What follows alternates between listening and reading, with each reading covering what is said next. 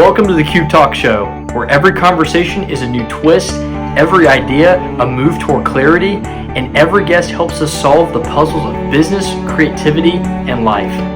I'm your host, Joshua Kirkpatrick, and together we're taking the next step toward transformation. So let's dive in and start turning the cube. Hey, this is Joshua on the Cube Talk Show. So excited you're here. Today, we're going to switch gears a little bit. I've been talking about teams a lot through different videos and different aspects of that. But today, I want to transition a little bit more into process when it comes to solving process-oriented, process-related problems, when it comes to building and developing products and services with a company or an organization. Some aspects of that are really important to think about that also can help you succeed faster than most people. You guys want to hear that? You want to hear how you can solve problems faster and be the best at what you do, if that's really what you want to do? Well, cool. Let's dive into it. So, something I've noticed just through my education and research and through some of my experience in business is there's a power principle, and what I like to call the power of iteration. The power of iteration when it comes to solving problems. So what do I mean by iteration? So instead of solving one really big problem or developing one really big product or one really big service, what I'm specifically doing is I'm going to take that down to a chunk size, a smaller size problem, a smaller size, hopefully to get a smaller size solution or smaller size product or service that's similar to the big product, but it's a smaller version of it. It's an iteration of the final product or service that you ultimately want to create and develop as a team in an organization or as a business. So what's the value in iterating a product or a service? So let me use the cube as an example. So I can't tell you how many times I have solved this cube. There's a lot of people who solve the cube every single day, and they solve it in many different ways. But here's the thing. You're solving the cube, and there's different ways to solve the cube. There's been so many different ways I've learned to solve the cube, and I get the same outcome, the same result each and every single time. So here's the thing.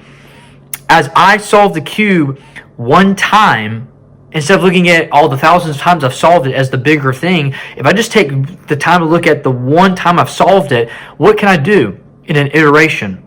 I can analyze how I've solved it once to figure out how I can solve it better next time. Now think about that when it comes to a product or a service. If you create a product or service that's smaller in terms of what you want to create, a smaller version of that, you can learn how you went about building that product or creating that service. What resources did you use? What team did you use? Who did this? Who did that? You begin to break it apart in smaller increments to learn, how can I do this successfully here, so when I create the bigger product, I can scale this to creating a bigger product. So instead of having to learn all these failed lessons on a bigger scale, learn them on a smaller scale and use the lessons learned on a smaller scale, so that when you create the bigger and final product, you can iterate that into the next evolving product or service that you are creating. Think about it. Working in smaller chunks isn't always bad, because it teaches you what works and what doesn't on a smaller scale, less cost, less risk, and you're learning a lot more about creating the final product or service that you want to create.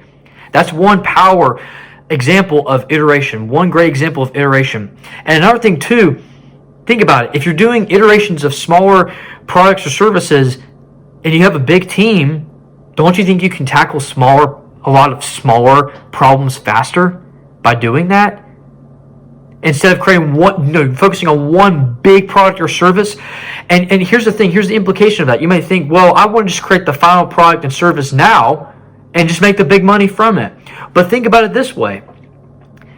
What if you're able to make return on investment with 10 small products or services, and you're able to do very well financially with those 10, And you're able to do well with the one, but if you're able to do it in small iterations, you can start making that ROI a lot quicker than spending months on end creating this finalized product and not knowing 100% sure, not knowing if it's going to sell in the market. You can learn those lessons. Again, going back to learning lessons, you can learn the lessons a lot quicker and a lot faster of how to improve how you do something when it comes to creating a product or service. Just like the cube. I've solved it so many times. I know so many people who've solved it so many times. But the thing is, if you take the time to learn how to do it better next time, you might be able to shave some time off. If you learn quickly how to create something fast and learn from how you did it well, what didn't go so well, you can start maybe making ROI quicker. So just some thoughts to think about when it comes to that perspective.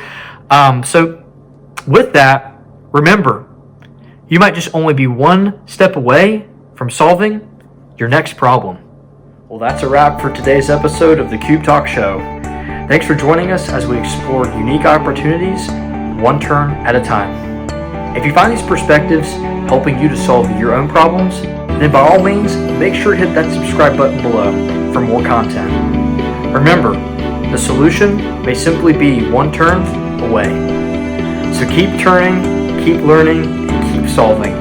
Until next time, I'm Joshua Kirkpatrick, and this is your show in motion.